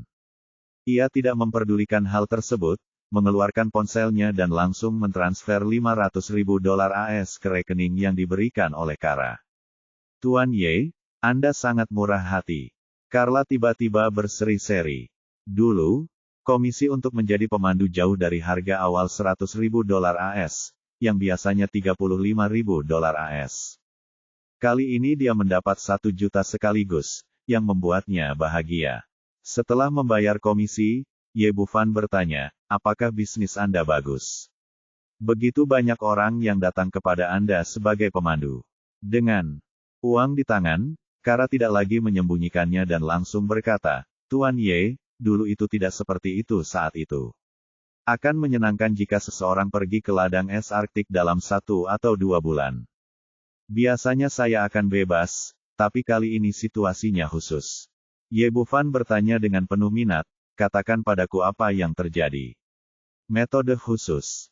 Kara memintanya untuk duduk di sofa yang rusak, lalu menarik bangku kecil, duduk dan berkata, kamu tidak tahu, sesuatu yang besar terjadi di padang es Arktik beberapa hari yang lalu. Ye Bufan. Dia tidak berbicara, hanya mendengarkan dia melanjutkan. Carla berkata, berdasarkan pengalaman saya selama bertahun-tahun, orang-orang yang pergi ke lapisan es Arktik secara umum dibagi menjadi 3 jenis. Yang pertama adalah tim ekspedisi ilmiah resmi masing-masing negara, yang kedua adalah penggemar petualangan individu, dan yang ketiga adalah pergi ke Arktik. Orang yang menggali emas di ladang es. 2 tipe orang pertama baik-baik saja. Ye Bufan langsung memahaminya, tapi tipe ketiga agak tidak jelas. Bukankah lapisan es Arktik semuanya es? Bagaimana bisa ada emas? Kara berkata, Anda tidak memahami hal ini. Ketika saya berbicara tentang penambangan emas, yang saya maksud adalah menghasilkan uang, bukan benar-benar menggali emas. Meskipun Arktik lapisan es adalah tempat yang disebut itu tertutup es, tetapi ada harta karun di bawahnya, dengan segala jenis sumber daya. Yang disebut penggali emas pergi menjelajahi deposit mineral. Begitu mereka menemukan 1 atau 2 tambang yang kaya, mereka menjual informasinya kepada pejabat di berbagai negara, dan uang yang mereka hasilkan ada di sana. Saya tidak akan pernah menghabiskannya seumur hidup saya. Ye Bufan berkata, apa selanjutnya? Beberapa hari yang lalu, tim penambang emas yang terdiri dari beberapa orang menghadapi badai ketika mereka tiba di ujung utara dan tersesat. Salah satu dari mereka secara tidak sengaja datang ke Gunung Serigala Salju dan menemukan mata air suci di sana. Apa itu mata air suci? Dikatakan sebagai mata air. Kara berkata, dikatakan bahwa pria itu sudah sekarat ketika dia menemukan mata air suci, tetapi dia segera pulih setelah minum beberapa teguk mata air. Datang ke sini. Dan ketika saya kembali, saya benar-benar berbeda dari sebelumnya. Tidak hanya kesehatan saya yang baik, tetapi saya juga terlihat sekitar 10 tahun lebih muda benar dan bukan palsu. Lagi pula, tidak ada kekuatan yang dapat meremajakan orang. Oh, Ye Bufan mengangguk sedikit. Dari uraian Kara, dia bisa menebak bahwa apa yang disebut mata air suci seharusnya adalah mata air spiritual tingkat tinggi. Satu-satunya air suci yang dapat mencapai efek ini adalah air spiritual. Hal ini membuatnya merasa bersemangat. Terakhir kali, hanya dengan melihat sekilas mata air spiritual yang hampir mengering telah membuatnya naik dari tahap awal tahap bumi ke tahap tengah tahap bumi. Tempat-tempat seperti lapisan es Arktik paling sedikit polusinya dan memiliki energi spiritual yang cukup. Tingkat mata air spiritual pasti jauh lebih tinggi dari itu. Selama Anda menemukannya sendiri, Anda pasti bisa melangkah lebih jauh. Kara melanjutkan, setelah berita itu keluar, seluruh dunia bawah tanah di barat menjadi gila. Semua orang tahu bahwa siapapun yang menemukan mata air suci tidak hanya akan meningkatkan kekuatannya sendiri, tetapi juga menukar kekayaan besar. Itu benar. Karena ini, semakin banyak orang datang ke kota Bingyuan dalam beberapa hari terakhir, dan mereka ingin saya membawa mereka ke Gunung Serigala Salju. Dan ini baru permulaan, saya yakin akan ada lebih banyak orang di masa depan. Pada saat ini, dia melihat ke arah Ye Bufan, Tuan Ye, Anda di sini bukan untuk menemukan mata air suci, bukan? Tidak. Saya sedang mencari sesuatu yang lain. Dengan mata air spiritual itu, pada akhirnya dia yang terpenting adalah menemukan rumput kebangkitan jiwa terlebih dahulu. Dia mengeluarkan sketsa yang digambar oleh Zuyu Guangji dan mengirimkannya ke Kara. Tolong bantu saya melihat di mana ini di lapisan es Arktik. Saya ingin pergi ke tempat ini. Kara membuang botol anggur dan sisa makanan di dalamnya tangan. Tulang ayam mengambil sketsa itu dan melihatnya. Tuan Ye, Anda bilang Anda tidak sedang mencari mata air suci. Bukankah ini Gunung Serigala Salju? Oh, hati Ye Bufan sedikit bergerak seperti suatu kebetulan. Dia tidak menyangka, mata air spiritual dan rumput kebangkitan jiwa sebenarnya muncul di lokasi yang sama. Namun tidak mengherankan jika rumput jiwa kebangkitan memiliki persyaratan yang sangat tinggi terhadap lingkungan dan tidak dapat menimbulkan polusi apapun. Hal yang sama berlaku untuk mata air spiritual. Dia berkata, tidak apa-apa, Anda mengirim saya ke tempat ini. Tuan Ye, sepertinya Anda masih belum tahu banyak tentang Far North. Snow Wolf Mountain berada di zona kematian. Saya tidak bisa mengirim saya ke tempat ini. Jika kamu pergi ke sana, aku hanya bisa mengirimmu ke tepi zona kematian. Ye Bufan bertanya, apa itu zona kematian? Kara berkata, sebenarnya tidak ada tempat seperti dataran utara jauh cocok untuk kelangsungan hidup manusia. Tidak ada seorang pun di sana. Kita tahu bahaya apa yang akan terjadi pada detik berikutnya. Yang paling berbahaya adalah zona kematian masuk. Bahkan pemandu yang keluar masuk sepanjang tahun. Meskipun kami tahu jalannya, kami hanya memiliki satu kehidupan. Jika tidak terlalu diperlukan, saya menyarankan Anda untuk melupakannya hidup sendiri. Bab 780, Pakar Daftar Gelap.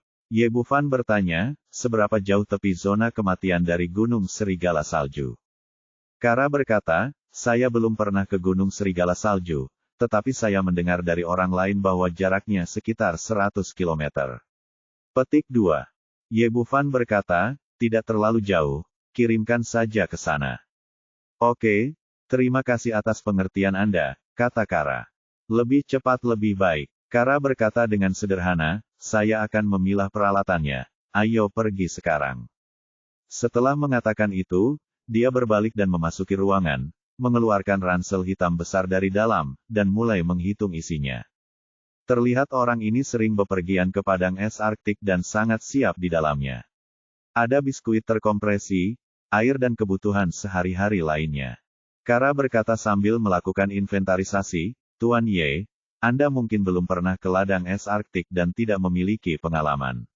Ada satu hal yang perlu Anda perhatikan secara khusus, mengisi kembali air.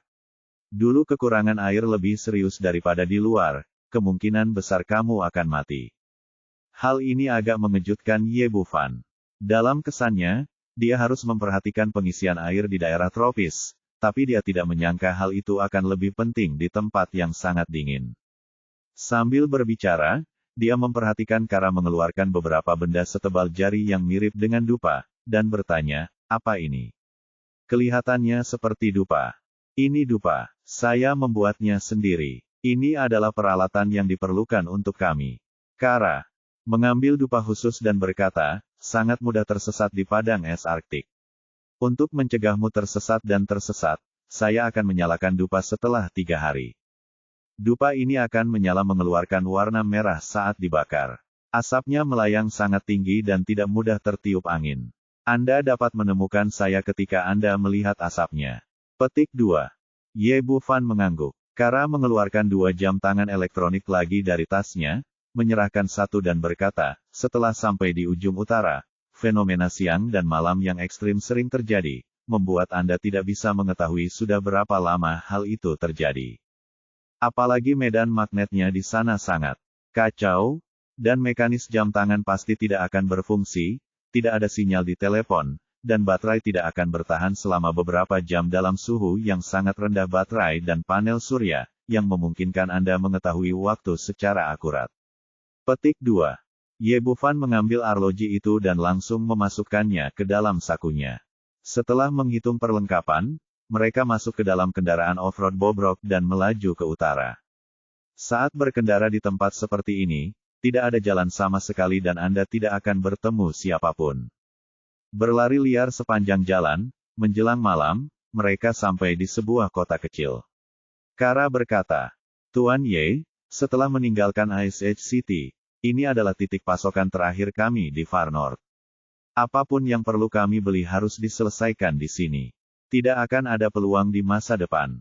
Dia akan kendaraan off-road melaju ke tempat parkir alami di sebelah kota, di mana ada 7 atau 8 kendaraan lain yang diparkir di sini. Kara mengunci mobil dan keluar dari mobil. Setelah keluar dari mobil, dia menerima, mobil hanya bisa dilempar ke sini. Jika kamu melaju ke depan, kamu tidak akan bisa mendapatkan bahan bakar. Mobil lain, sepertinya ada banyak orang di sini. Sebelumnya tidak banyak orang, itu semua disebabkan oleh air suci. Kara menunjuk ke sebuah rumah dengan tanda pub di depannya dan berkata, ini adalah satu-satunya pub di kota ini. Kita bisa piknik di luar atau makan di sini. Ye Bufan berkata, ayo masuk dan melihat-lihat. Di masa depan akan sangat dingin dan bersalju, tapi cuaca kita masih hangat makan di sini. Kara berkata, Tuan Ye masih sangat berani. Kebanyakan orang tidak berani makan di sini. Wajah terkejut, apa, barang-barang di sini mahal. Tidak bisa lagi dikatakan mahal. Kara berkata, semua yang ada di sini dihargai dengan harga yang seragam. Baik itu segelas air, sepiring daging sapi, atau ayam, semuanya $1.000 AS. Petik 2 tanda seru. Itu agak mahal. Meskipun Ye Bufan tidak kekurangan uang, dia tetap terkejut dengan harganya. Anda harus tahu bahwa $1.000 AS adalah 6 hingga 7.000 koin Cina, yang cukup untuk membeli mobil berisi daging sapi dan ayam, di kota Jiangnan. Mereka berdua masuk ke dalam restoran. Di sini jauh lebih hangat daripada suhu di luar, yaitu 30 hingga 40 derajat di bawah nol. Tamunya tidak banyak, hanya 3 atau 2, dan mereka menemukan tempat duduk dekat jendela dan duduk. Begitu mereka duduk, seorang bos berjanggut datang dan bertanya dengan nada kaku, apa yang bisa kita makan? Kara memandang Ye Bufan, yang merasa geli di dalam hatinya membayar. Pesan apapun yang kamu mau. Oke, Kara sepertinya menunggu kata-katanya. Dia mengambil menu dan memesan 7 atau 8 hidangan satu demi satu, dan juga memesan 2 botol vodka yang enak, totalnya $10.000. Ye Bufan mengeluarkan setumpuk dolar AS dan melemparkannya. Bos berjanggut itu mengambil uang itu dan kembali ke bar. Hidangan yang mereka pesan segera diantar. Kebanyakan berupa makanan terbungkus plastik yang disiapkan di luar. Hal-hal ini sepertinya terlalu sulit untuk ditelan di matanya, dan Kara benar-benar memakannya dengan senang hati. Saat ini, pintu kedai terbuka lagi, hembusan angin dingin bertiup, dan 2 orang masuk satu demi satu dari luar. Berjalan di depan adalah seorang pria kurus, berpakaian hitam, dengan ekspresi seram, dan sepasang mata segitiga berkedip seperti serigala lapar. Pria yang mengikuti di belakang justru sebaliknya, dia sangat tinggi, tingginya sekitar 2,20 meter dan beratnya 400 pon jika dilihat secara visual. Keduanya tidak bersama. Pria kurus itu berjalan langsung ke meja di sebelahnya dan duduk. Pria mirip gajah itu berjalan ke meja lain dan berteriak, "Bos, bawakan saya 10 ekor ayam dan 5 botol vodka yang enak." Suara orang ini seperti auman banteng, yang menggetarkan telinga orang. Carla, yang sedang menikmati makan, tiba-tiba mengubah ekspresinya saat melihat kedua orang itu. Dia meletakkan gelas anggur di tangannya karena terkejut. Buffon si serigala dan Kaso si banteng, kedua orang ini juga ada di sini. Bertanya, mereka sangat terkenal. Petik 2. Tentu saja dia terkenal, dan dia sangat terkenal. Kara merendahkan suaranya, Tuan Ye, apakah Anda tahu tentang dunia bawah tanah di barat? Saya tidak tahu, saya hanya seorang dokter, saya tidak tahu apa-apa tentang dunia bawah tanah. Dimengerti. Kara berkata, mereka yang bisa masuk ke daftar rahasia bawah tanah semuanya kuat, yang satu lebih ganas dari yang lain. Keduanya adalah karakter kejam dalam daftar rahasia, dan Mad Bull Casuo berada di peringkat ke-13. Buffon berada di peringkat ke-5. Ye Buffon melirik kedua orang ini dengan kesadaran spiritualnya, dan mereka memang sangat kuat.